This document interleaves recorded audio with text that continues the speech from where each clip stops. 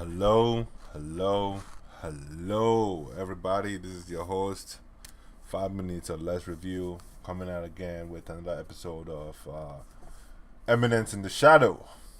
Um, Quick talk though.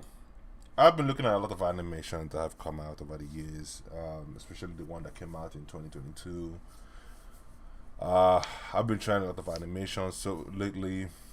Uh, Mostly around isekais, and I would say this, guys. The industry right now is saturated with so many isekais that it's brilliantly obvious that that the Japanese industry don't know what they're doing. I'm just gonna put it out there. They don't know the heck what they're doing. They don't know how to write stories anymore or create good, engaging storyline. I think the Japanese have lost their abilities to tell a good story or to tell an engaging story. And to me, I think they've gone into this isekai genre and they've been tunnel vision into it, and it has led to, how would I say, a stifling of the ability to write good stories. Now, the Eminence in the Shadow in itself is an isekai animation where a guy goes from our own world into the isekai world and then becomes a great magician and happens to be hiding it from a lot of people who he comes in contact with, at the same time giving this aura of a guy who's lackluster, who's a guy who's in the background. And when I look at these kind of shows, I look at it in such a way that you don't need an isekai to actually tell the story. You could just simply say a guy who is born with certain abilities, who is kind of self-aware of what's going on in the world, and decides that this is his new trend. This is his set of way of dealing with the world.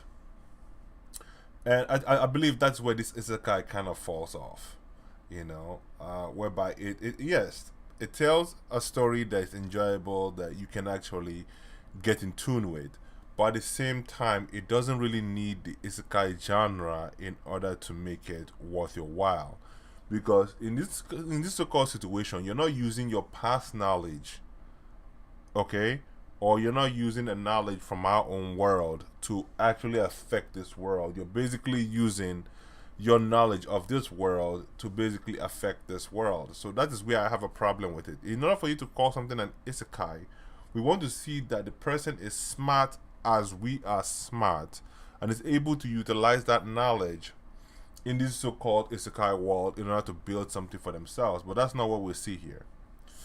Now, besides all of that, does it have good action? Yes. Does it have the girls that you sickos need? Yes.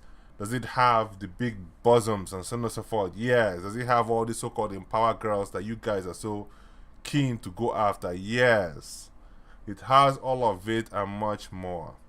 But what it doesn't have is a very smart character that is using the information that is of our world in this world. If you cancel the isekai aspect of it, I think this show would be phenomenal. You guys will love it. You guys will like the comedy and so on and so forth in it.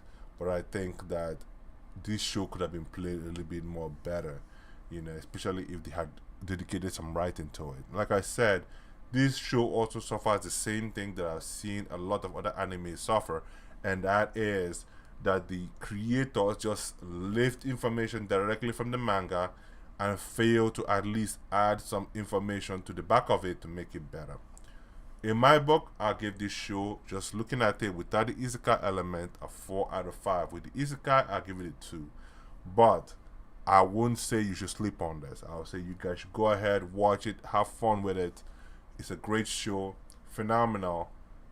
Go ahead and watch it. But for the isekai element, for me, it's a no-no, guys. So, yeah. So, basically, I'm just going to say that. So, I'm your host, 5 minutes or less review, signing out with a short version of this review for this